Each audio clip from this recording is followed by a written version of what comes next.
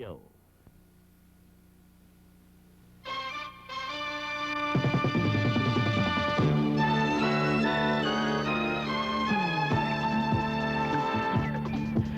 is the 10 p.m. edition of News Center 11 for Saturday, March 10th, 1979.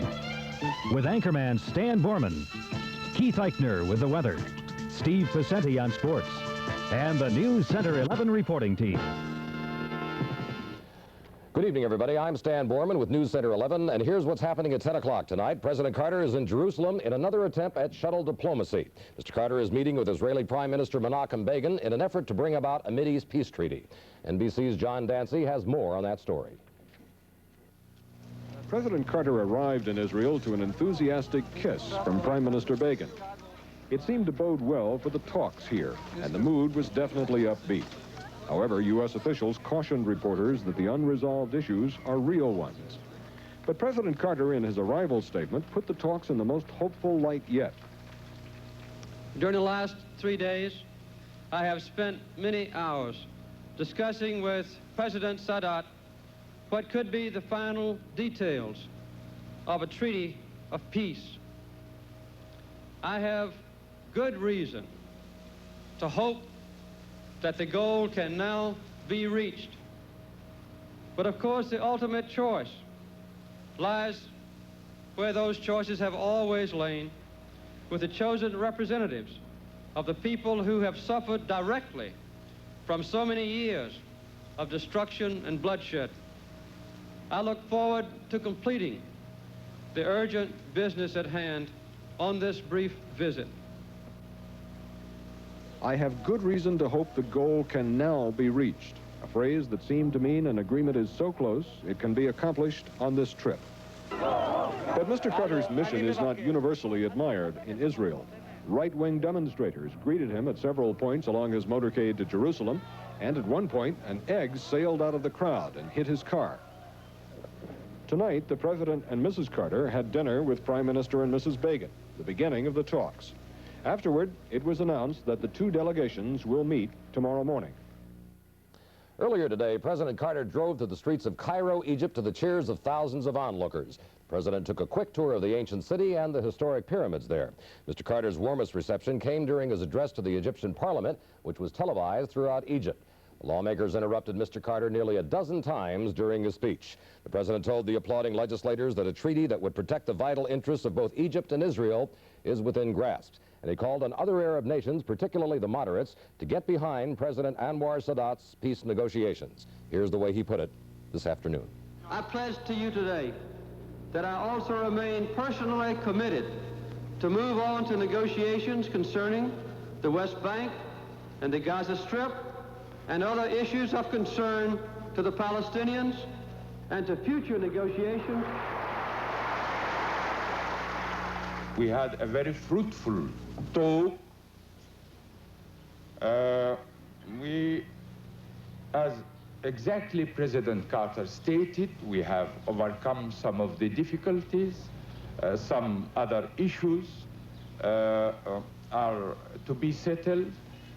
And we wish to President Carter and Mrs. Carter all the best wishes and fulfillment and achievement in his visit to Israel. Just a matter of hours before the president arrived in Jerusalem, Israeli troops were forced to stop a Palestinian kidnap plan. NBC's Rod Davis reports. The bodies of these 4 men were on display this morning at a paratrooper camp in Israel. The soldiers say these were terrorists trying to infiltrate Israel from Jordan last night. They were well armed with Soviet-made automatic weapons, a grenade launcher, and the grenades. We weren't allowed to take any pictures of this camp, but it's located about 2.5 miles from the Jordan River on the West Bank, the dividing line between Jordan and Israel. The soldiers say their command car was fired on from the fields at about midnight. They fired back. 1 terrorist was killed. A lieutenant describes what happened next. We began to go inside the field, and suddenly 4 meters before us, one of the terrorists rose up from the ground, and immediately all of us opened fire, and then we saw that 3 of the terrorists were killed. Literature taken from the bodies tells of a plan to capture 10 Israelis and hold them as hostages until 10 other terrorists held in jails here were released. Meanwhile, in another troubled spot of the world, Tanzanian invaders and Ugandan exiles seeking to overthrow President Idi Amin appear to be advancing slowly and carefully toward the Ugandan capital of Kampala. They apparently have not been turned back, as President Amin claims. Well-informed Ugandan exiles say the invasion force has reached Lukaya, a town of about 50 miles south of Kampala. Iranian women went on strike in Tehran today. They were protesting the loss of their freedom under Islamic rule. They reportedly want equal rights under the new constitution. Their protest march was attacked by religious zealots. Several women were reportedly injured in that melee. Meanwhile, in Washington, Senate Majority Leader Robert Byrd says that he doubts that a strategic arms limitation treaty will receive Senate approval unless the United States allocates more aid to the country of Turkey. Senator Byrd says the U.S. listening posts in Turkey are needed vitally to ensure Soviet compliance with any new SALT agreement that may come about. According to Peking's most prominent newspaper, there's been a major breach in the leadership of the Chinese Communist Party. Reportedly, the split is being caused by the Chinese invasion of Vietnam. The newspaper is quoted describing struggles troubling the party, but did not really blame the war directly for the factionalism. However, Hanoi is claiming tonight that growing anti-war feelings in China had forced the government to order the withdrawal of its army from Vietnam last Monday, and that a dissident radio station inside China has been making clandestine broadcasts against the war. Meanwhile, the Vietnamese continue to insist that the Chinese are not pulling back from the border, as they've been claiming, but charge that the Chinese troops are indiscriminately shelling cities and committing atrocities, and the war continues. Coming up in just a moment, some 1,100 Minnesota community college teachers may just be hitting the streets if they don't get exactly what they want. We'll have complete details on that and other stories as News Center 11 for a cold Saturday night continues.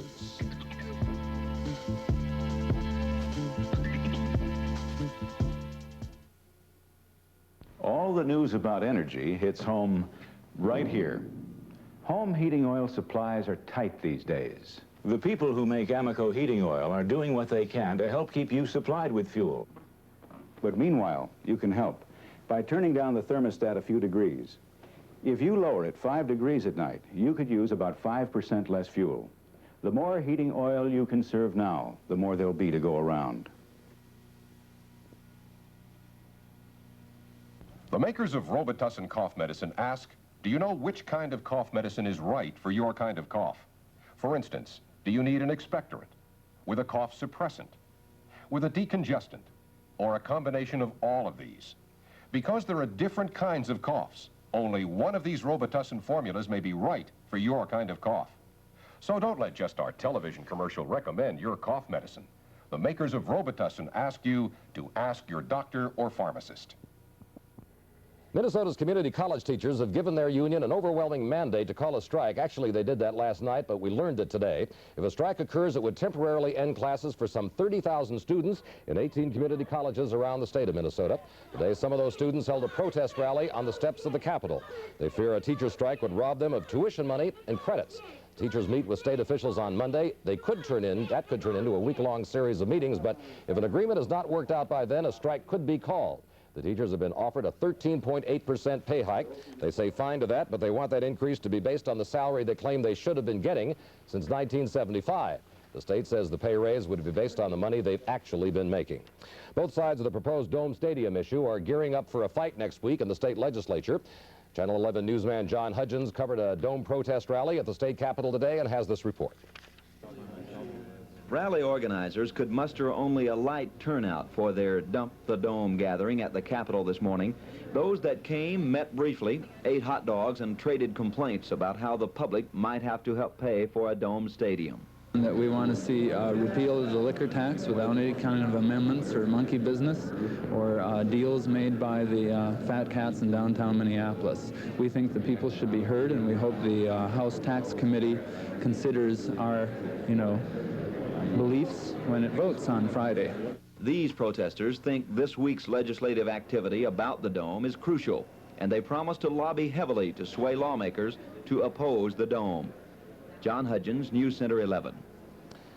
Well, now they're looking to Uncle Sam. Federal help is being sought on the cleanup of chemicals from that recent Howe Fertilizer Company fire. The chemicals are being hauled off to a farm in Martin County, and Minneapolis says it needs federal help to determine the exact extent of the contamination. And ladies and gentlemen, before we start this next story, I have to warn you that some of the scenes in it are not very pleasant. As a matter of fact, they're rather grim. It shows the killing of baby seals. It's very, very graphic film. If you don't want to watch it, we'd understand you may turn away, but we feel the story should be told. A Canadian seal hunt protest was held in downtown Minneapolis today. News Center 11's Jane Mitchell was there. These people are demonstrating about a yearly event which occurs in Canada. It's the annual seal hunt, and it's a sight which may upset some viewers, but is nevertheless a reality. This is what a seal hunt looks like. The clubbers aim for the baby seals whose fur is still white. They say it's their livelihood, but the protesters today said that's no excuse. It really shouldn't be their livelihood because these things are innocent, they're very defenseless, and there's no practical use for what they want to do with those seals. Who do you think is to blame? The people that club the seals or the people that buy those furs? The buyers. The buyers, but also the clubbers. Definitely. They wouldn't die if nobody clubbed them.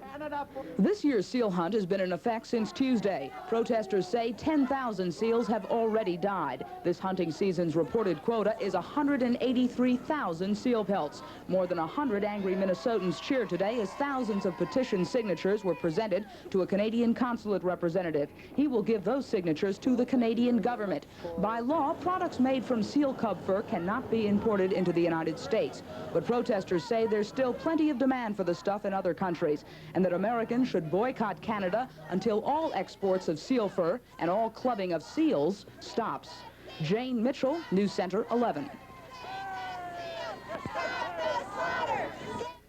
Well, if you're a motorist, and most of us are, and you like to drive to the country on weekends, and most of us do, as they say, to be forewarned is to be forearmed.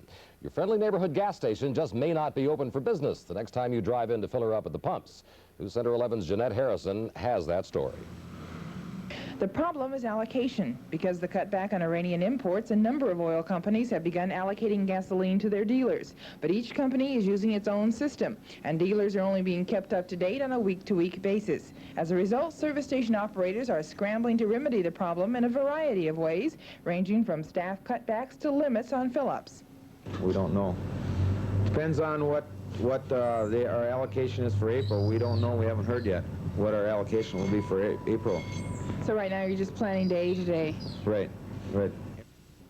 It's up to the consumer to guess or ask what changes, if any, his local service station is making.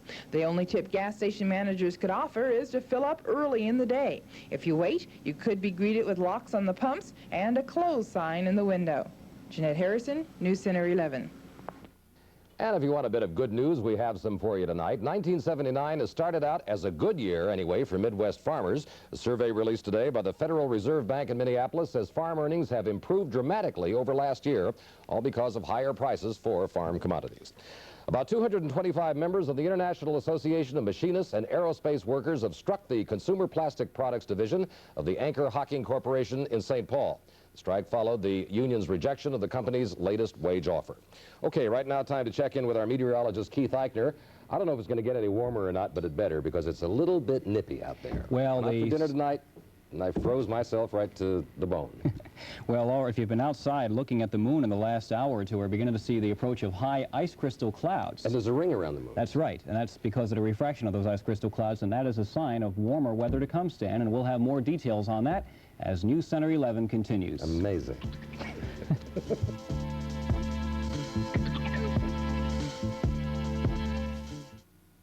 Color me quencher, color me wet, color me glowing and hard to forget. Color me quencher, color me wet, color me softer, the softest lips yet. Lip Quencher, created by Chapstick, drenched with moisturizers, so your lips feel as good as they look. Color Me Quencher, any color you choose. Color Me Quencher.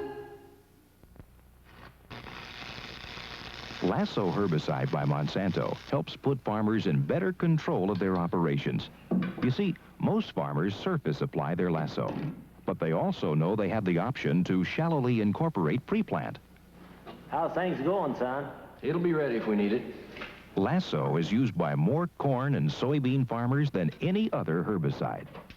Coffee! Lasso, the herbicide for the man in control. Okay, now you guys always have a scientific answer for anything, but when I was a little kid, my mother told me that when there's a ring around the moon, it means it's going to rain tomorrow. Is that true? Not necessarily. Sometimes ice crystal clouds can just develop, and then they can pass harmlessly off to the east, and we have a great day the next day. And I think we're going to find that tomorrow with more clouds than we bargained for, but still, with temperatures expected to be about 20 degrees warmer than they were today, I think we'll admit that tomorrow is going to be a real bargain stand. Ah, good. Okay, well, let's look at the current statistics, and we haven't really dropped too much since the 6 o'clock show. We're still right now at 5 degrees. It was 7 degrees at 6 o'clock, so a 2-degree drop in about 4 hours is nothing much to write home about, and that's an indicative now of the warming beginning to develop. The humidity is at 52%, the barometer is still falling at 30.10 inches, and the winds are westerly. They're not northwest anymore, but now westerly at 13 miles per hour, and that's one of the keys to the forecast. On the national map, here's a blob of Arctic air. It's now settling tonight across northwestern Missouri, but the coldest air aloft is now slid eastward. It's now across central Michigan. That's where the coldest air is now found. Off to our west, warming is still developing at a fairly rapid pace. Temperatures are now already in the middle 20s across central North Dakota, and already 50 degrees. That was the high today in Lewistown, Montana. Meanwhile, if you're looking for warm weather elsewhere, if you want to escape it, 78 degrees today for the high in West Palm Beach, Florida. 75 degrees in Phoenix, Arizona, with bright sunshine all across the southern portions of the United States. We should point out that this storm system and a cold frontal system across the eastern seaboard still causing heavy rains, but that is now moving out. It shows up very vividly in the satellite. We'll show you that in just a moment. But if you were outside tonight driving along, it was just a perfect night. The skies were generally clear. The moon was shining very brightly, and it was a really great night to enjoy it, if you like cold weather, that is. And we're going to be indicating more of that crisp weather, but still moderation in temperatures will be setting in over the next several hours. And here it is on the Minnesota State map as of 10 o'clock tonight. Conditions are rather variable. They range from clear skies and 2 below zero in Rochester, 5 degrees here in the Twin Cities. Off to our north, though, some light snow now breaking out across International Falls. Temperatures there at 6 degrees and 6 degrees across the northern portions of the state. Generally, though, as you can see, warming developing off to the west. On the satellite, here it is. We can now show you a large area of clouds. Here they are. It's all across the eastern seaboard. It's a very sharp line. That cold front is moving slowly out, and as you can see off behind me here, there's a little patch of clouds off to our north. That's where the light snow is presently falling, and that will again stay well to our north, this activity, but still some of the patchy clouds moving in. Looking at our storm surge radar, nothing, as you can see, anywhere within our operational range, which gets us to the forecast. And for tonight, we're indicating generally increasing and thickening high cloudiness. Temperatures tonight will be dropping back just a little bit, but for the most part, let's say they're going to be steady or slowly rising between 0 and 7. And then for tomorrow, generally a partly sunny day and considerably warmer. Stand highs tomorrow near 30. And for Monday, more of the same, with temperatures near 30 or just a little bit over. Well, I still say if you see a ring around the moon, it means rain, but we'll just have to wait and see. Okay, Keith, thank you very much. Okay. A few problems have cropped up in the United States Space Shuttle program. Yesterday's practice run of the Columbia didn't go quite as smoothly as planned. NBC's Heidi Schulman has the reasons why. A test flight of the Space Shuttle was delayed for more than 6 hours yesterday when NASA engineers had trouble mating the Columbia with its 747 mothership. One of the bolts which hold the aircraft together was misaligned. After its shakedown cruise, the shuttle was supposed to begin a 2-day flight to the launch site at Cape Canaveral. But during 17 minutes in the air, long strips of insulating tape and styrofoam tiles ripped loose from Columbia's frame. When it landed in the California desert, there were holes along the tail and beneath the cockpit. The foam was a substitute for permanent ceramic tiles, which will shield the spacecraft from intense heat as it re-enters the Earth's atmosphere. Temperatures up to 3,200 degrees Fahrenheit. As the foam tore off, the flapping tape damaged some of the permanent tiles already in place. So the Columbia is grounded for the weekend while engineers study what went wrong. It probably won't be ready for its piggyback trip across the country until sometime after Monday. Heidi Schulman, NBC News, Los Angeles. That's really going to be exciting when they get that thing up there, isn't it? I'd like that as much as sports, almost. Just about. High school basketball, the AA championship game going on right now. When we come back, we'll go live to Bob Kurtz at St. Paul Civic Center as News Center 11 continues.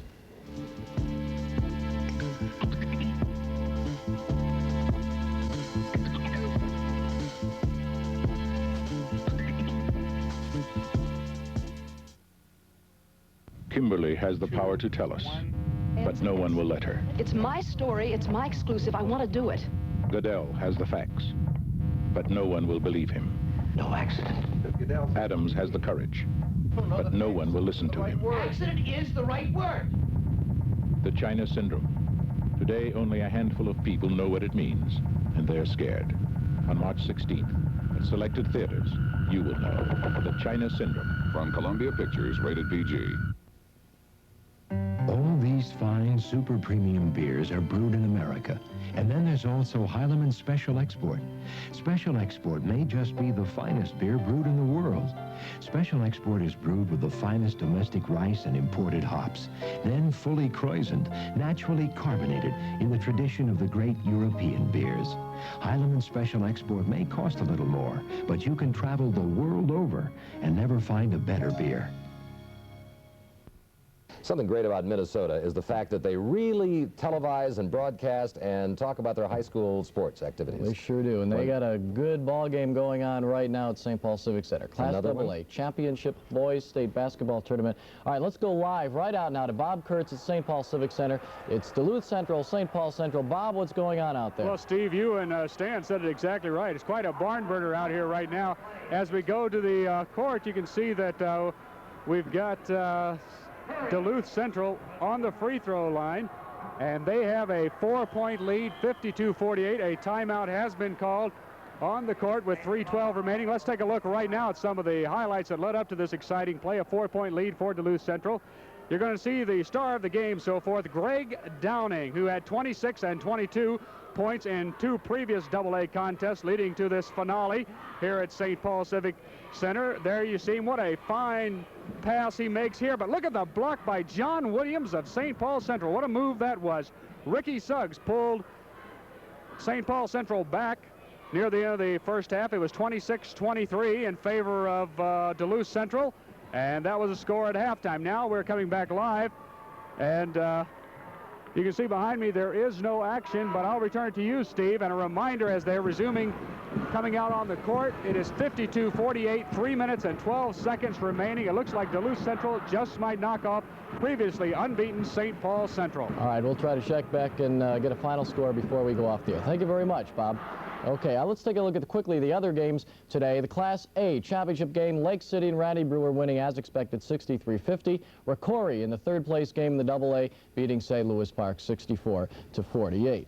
Now we're going to take a look at another important sporting event this evening, the Minnesota Gophers in the WCHA playoffs. Good news for Gopher fans.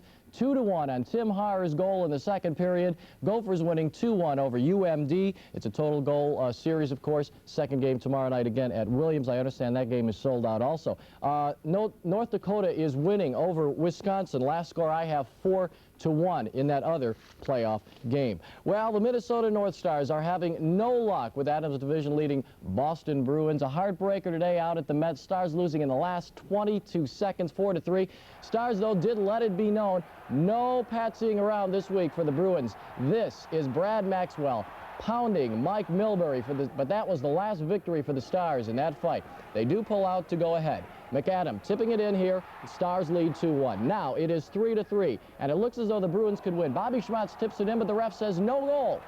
The whistle blew, so Boston comes back. Justice is done. Rick Middleton, with the help from some skates up front, Boston wins it 4-3. Let's take a look. The North Stars do go tomorrow. They take on St. Louis down there, an afternoon game with the Blues. Tonight in the NHL, a big game. The New York Rangers continue their dominance over Montreal. Rangers winning again 6-3. The Rangers have not lost to Montreal this year. Other scores, Flyers losing to the Penguins 3-2. That's bad news for the North Stars. Capitals beating the Blues. Tom Rowe got 4 goals in that game. Sabres Flames 5-5 tie. Other scores from the NHL, Islanders winning big. The Kings losing to the Maple Leafs as well big. Rockies 3 and the Canucks 1. College hoop making its move now towards the annual championship. First regional round action today. 3 of the top 20 teams knocked off. Let's look at some of the games you didn't see today on Channel 11. First off, it's San Francisco. The Dons winning out West 86-63 over Brigham Young. And the big guy is Bill Cartwright, right there for the slam dunk. He made the difference. He had 16 points. He repeats it right there. Total domination on the boards. Another big guy, James Bailey for Rutgers. He slams it there. He blocks a shot here. Total domination. He had 19 points on offense. Rebounds galore, as you'll see here on the defense. He is some kind of ball player. Rutgers winning that game. Let's look at the other scores. Toledo upsetting Iowa, 74-72. Oklahoma doing the same to Texas. Syracuse, 10th rated, beats Connecticut. Other scores, LSU over Appalachian State, Louisville over South Alabama, and Marquette did it easy to Pacific. You won't believe it if you go outside, but yes, it's baseball season officially underway today. Spring training opener down in Lakeland, Florida.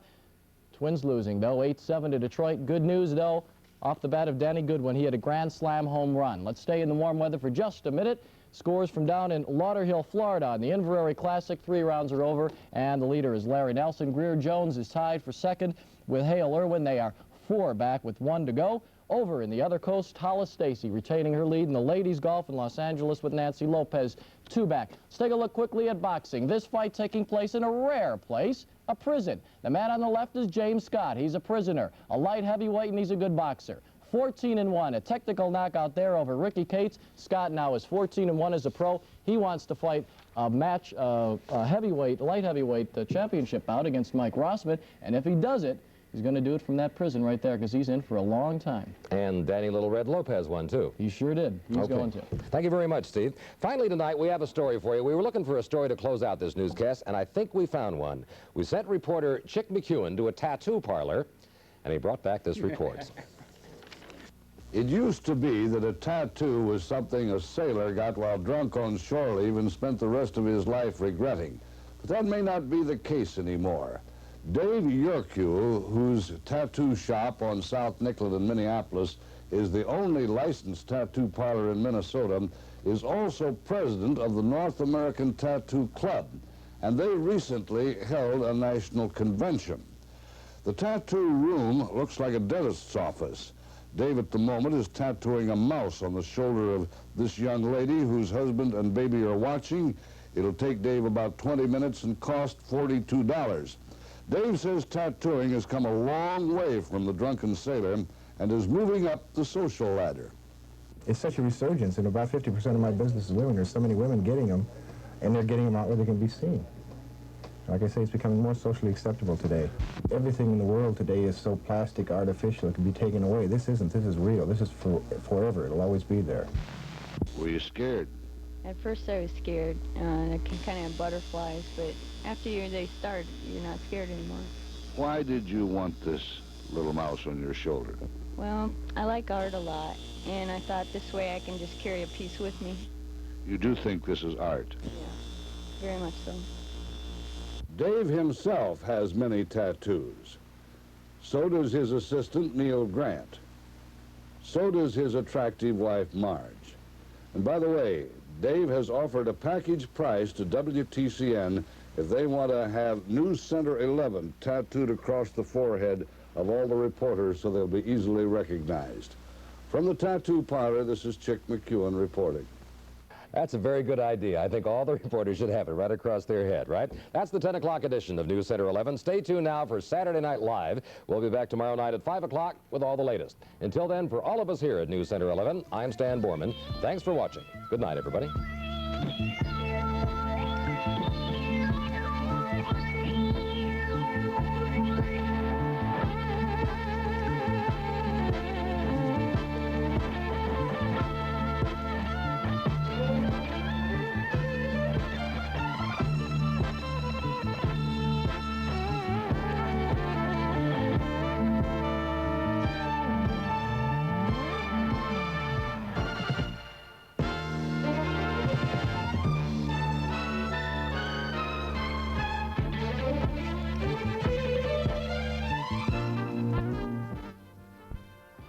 Prestige Lincoln Mercury is having a super wagon sale up to $1,200.